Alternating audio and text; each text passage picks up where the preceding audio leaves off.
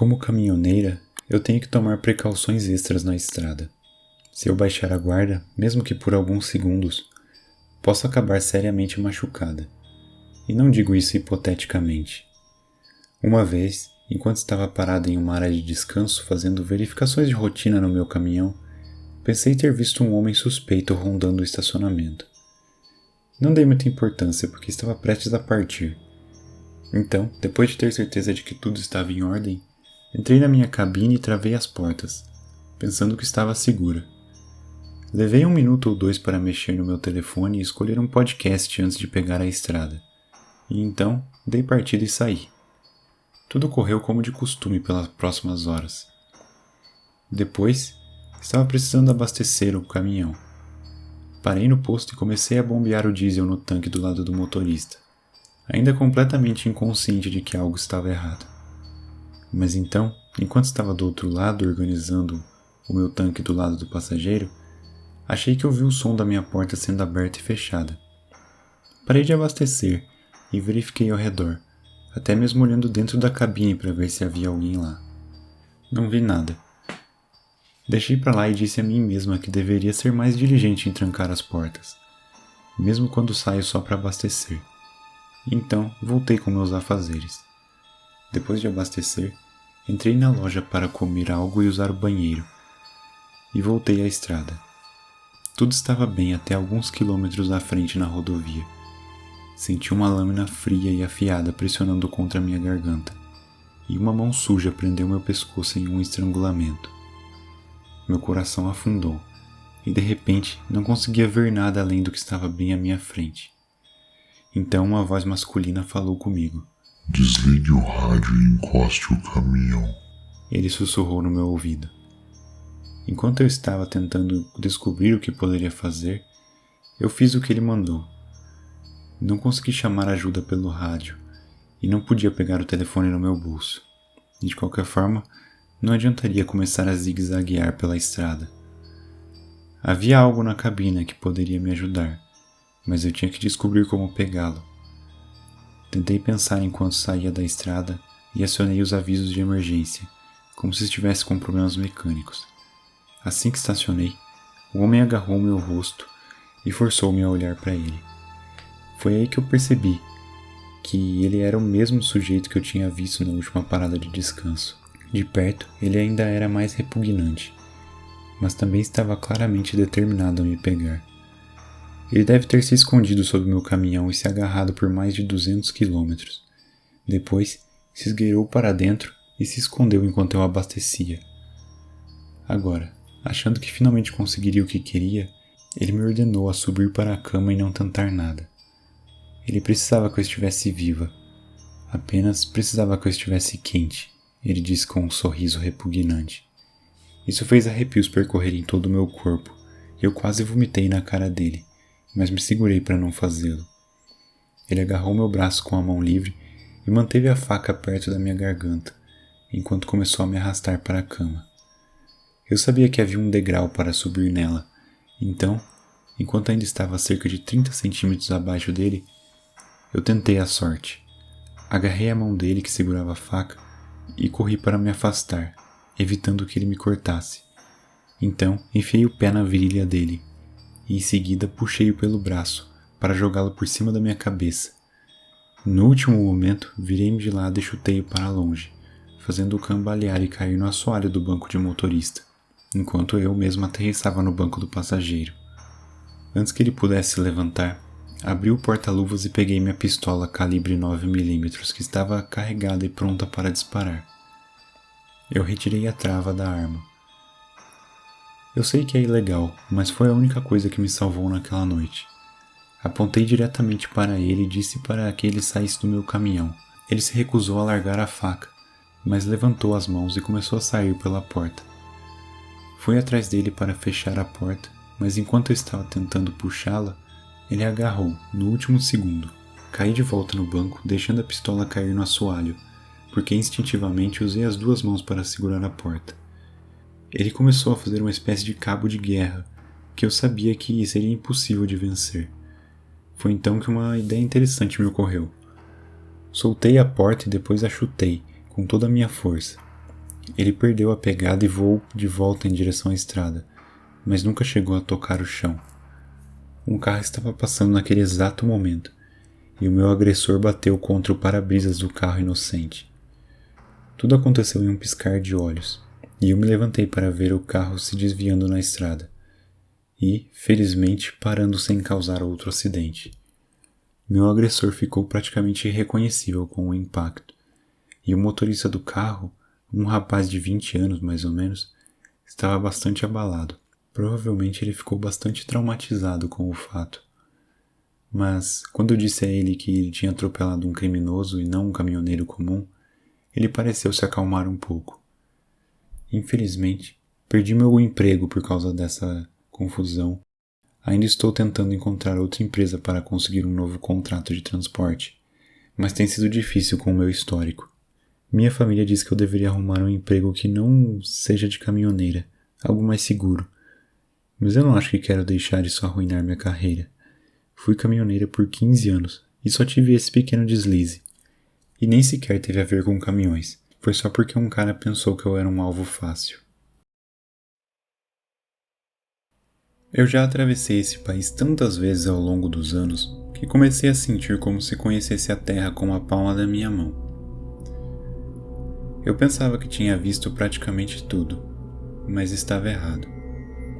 Algo aconteceu na minha última rota que me fez sentir como se estivesse ficando louco, ou tivesse visto algo que serve como um sinal de alerta para todos nós, não apenas caminhoneiros, mas qualquer pessoa que viva neste país. De qualquer forma, nunca mais vou conseguir passar perto daquela região novamente.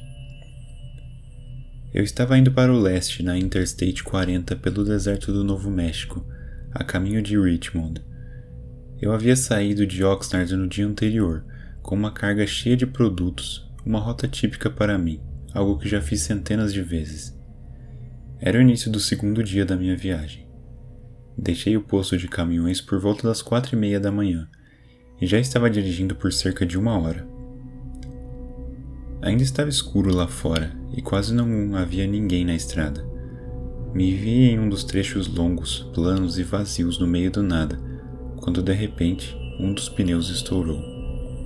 Não era a primeira vez que isso acontecia, então eu sabia o que fazer e conduzi o caminhão para fora da estrada até parar em segurança. Fiquei irritado com isso. Como sempre, havia verificado se os meus pneus estavam em boas condições, mas infelizmente, às vezes as coisas simplesmente acontecem. Liguei o pisca-alerta e desci do caminhão para colocar refletores no acostamento e inspecionar os danos para ver se era algo que eu poderia resolver por conta própria ou se precisaria de assistência na estrada. Como suspeitava, o pneu estava destruído, mas eu tinha um step e tudo o que precisava para trocá-lo. Estava prestes a perder algumas horas do meu tempo e a brisa noturna estava soprando forte e fria. Pensando melhor, mesmo tendo uma grande lanterna, decidi que deveria esperar o nascer do sol, já que ele nem estava tão longe assim. Enquanto esperava, pensei em fumar alguns cigarros para me acalmar. Abri a porta do lado do passageiro para bloquear o vento e me sentei no degrau do caminhão. Estava olhando para um grande vazio escuro e todas as estrelas enquanto soltava fumaça. Tudo era incrivelmente silencioso. Fumei vários cigarros e quando terminei, apenas joguei as bitucas na vegetação ao redor. Admito que isso foi algo irresponsável de se fazer. Mas a minha punição logo chegou. Uma rajada de vento forte veio e bateu a porta bem em cima de mim. Não tive tempo de sair do caminho, então fui atingido em cheio no rosto. O pior é que eu tinha um cigarro aceso na mão. Enquanto tentava parar e proteger o rosto da porta, ele acabou sendo empurrado contra meus lábios, o que me deu uma queimadura bastante desagradável. Empurrei a porta para longe de mim e tropecei no acostamento, praguejando para afastar a dor, pensando que essa viagem estava começando terrivelmente mal. E foi quando outra rajada de vento veio do nordeste, parecendo que veio só para zombar de mim. Virei-me para sacudir o punho para o vento, já que não tinha mais nada que pudesse fazer, quando vi algo no horizonte. Parecia uma pessoa, mas ela estava brilhando. Caso contrário, eu não conseguiria vê-la na escuridão. A visão daquela pessoa me arrepiou inteiro.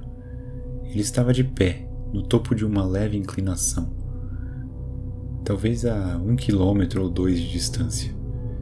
Era pequeno, mas eu ainda conseguia vê-lo à distância, quando franzia bem os olhos. Na verdade, ele estava parado bem no meio da estrada. Eu observava enquanto levantava a mão no ar, segurando algo que parecia ser uma lança bem comprida.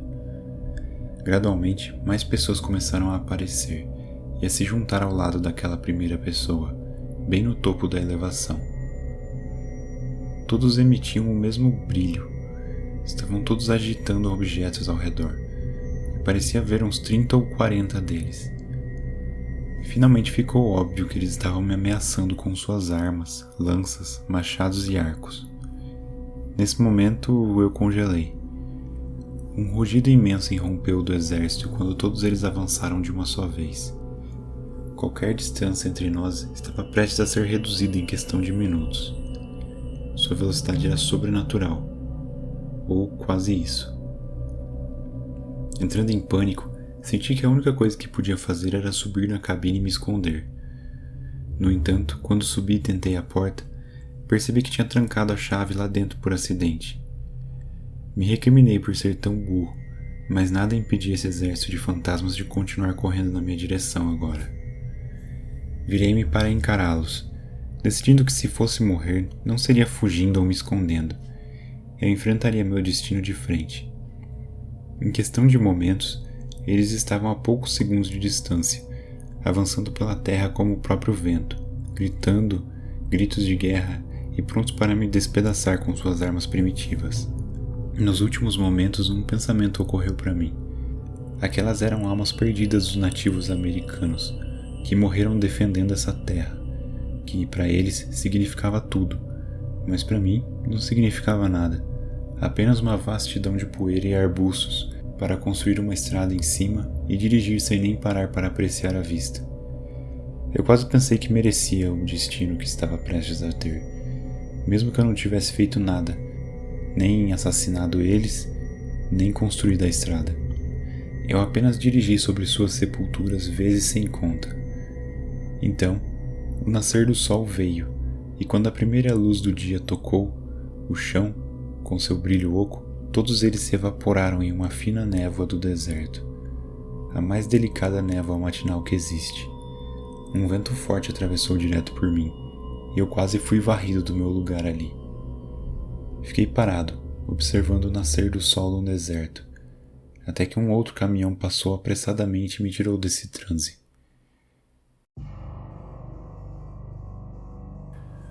Quando comecei a dirigir caminhões, um veterano que conheci certa vez me disse para nunca contar a ninguém o que eu estava transportando. Não importa o quão valioso eu achasse que fosse, ou o quão inútil eu pensasse. Na época, achei que ele estava apenas sendo antigão e paranoico, já que nunca tinha ouvido falar realmente de roubo de caminhões sendo um problema real na minha área. Mas não deveria ter subestimado a sabedoria do velho homem. Eu tinha apenas alguns anos de experiência como caminhoneiro, e realmente adorava fazer isso. Agora, estou praticamente impedido de continuar no ramo pelo resto da minha vida, a menos que consiga economizar dinheiro suficiente para comprar meu próprio caminhão, em vez de alugar um sob contrato. Meu ciclo de erros começou quando eu comecei a dirigir no meio da noite para evitar o trânsito e ter uma viagem mais tranquila. As pessoas sempre me diziam que estava tudo bem, até que eu quebrei o caminhão às 2 horas da manhã no meio do nada. Mas descobri que isso também pode te tornar mais vulnerável por mais motivos do que apenas esse. Uma noite, eu estava fazendo uma parada em um dos pontos de descanso mais suspeitos em que eu já estive. Eram cerca de 3 horas da manhã, e eu precisava descansar um pouco antes de continuar. Mas eu não esperava que aquela parada fosse ser tão ruim como ela era. Parecia quase abandonada, e mal havia alguém parado ali. Deveria ter tido o bom senso de seguir em frente e parar na próxima oportunidade, mas eu não estava mais aguentando. Estacionei e fui ao banheiro, e fechei os olhos por alguns minutos. Então, avistei uma máquina de venda automática no prédio, e quis dar uma olhada. Talvez pegar um lanche ou um café, alguma coisa assim. Eu estava olhando o que tinha para vender, quando um homem saiu do banheiro e se aproximou de mim. Ele parecia fazer parte de algum tipo de gangue de motoqueiros, com a jaqueta de couro clássica e um monte de tatuagens. Nem esquenta, ele disse. A máquina está toda quebrada. Tudo bem. Na verdade, eu não preciso de nada mesmo, respondi. Então o homem enfiou a mão na jaqueta e meu coração deu um salto por um segundo. Mas em vez de sacar uma arma, ele puxou uma garrafa e me ofereceu. É disso que você realmente precisa, não é? Ele perguntou. Não, obrigado. Tenho clientes esperando e preciso voltar para a estrada, respondi. Como quiser. O homem encolheu os ombros e deu um gole bem grande na garrafa. Bem, então boa noite, eu disse, me virando para voltar ao meu caminhão. O homem não me seguiu, mas ele não aceitou que eu queria encerrar a nossa conversa. É o seu caminhão ali fora? Ele gritou. Parei e me virei para olhar. Sim, é o meu caminhão, respondi. E o que você está transportando? Ele perguntou. Naquele momento, lembrei do que o velho caminhoneiro tinha me dito, para nunca deixar ninguém saber se o que você tem na carga é algo valioso ou não. Gaguejei por um instante, procurando uma mentira que parecesse verdadeira. É só papel higiênico, finalmente gritei de volta. Apenas papel higiênico, né? O homem riu e sorriu.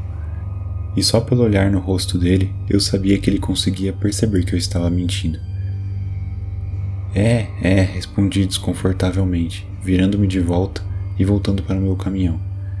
Boa viagem, então, ouvi o homem dizer por cima do meu ombro. Subi no meu caminhão e comecei a me mover imediatamente.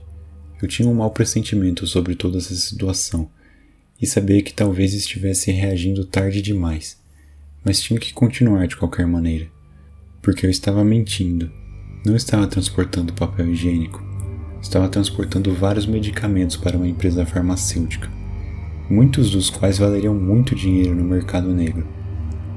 Infelizmente, a rapidez com que saí de lá pode ter dado a entender que eu estava transportando algo que valia a pena roubar. Eu nem tinha terminado de entrar completamente na rodovia quando uma moto correu na minha frente e começou a frear bruscamente, tentando me forçar a parar. Pude perceber pela jaqueta que era o mesmo cara com quem tinha conversado, mas agora ele estava com o rosto coberto. Ele me considerou o tipo de pessoa que não o atingiria, não o atropelaria arriscando matá-lo. E ele estava certo. Reduzi a velocidade, e segundos depois estava cercado por carros do meu lado esquerdo, que me empurravam de volta para o acostamento. Continuei dirigindo mesmo na pista irregular, e por um breve momento pensei que talvez fosse conseguir fugir. A moto à minha frente se afastou, mas logo em seguida uma van branca, velha e surrada tomou o seu lugar e começou a pisar no freio. Eu bati na traseira da van num momento de raiva, e decidi acelerar ao máximo para empurrar aquele obstáculo para longe do meu caminho. No entanto, quando olhei pela janela do lado do motorista, o homem da moto estava ao lado da SUV, que estava me bloqueando, e ele apontava uma arma diretamente para mim. Entrei em pânico e puxei o volante para a esquerda, fazendo a SUV e a motocicleta recuarem um pouco, mas eles não desistiram. De repente a moto disparou sua arma, e a bala passou sobre a SUV e atravessou a janela, mas por sorte ela não me atingiu. Nesse momento, o passageiro da SUV se inclinou para fora da janela com uma espingarda e atirou nas minhas rodas dianteiras, estourando um dos pneus instantaneamente.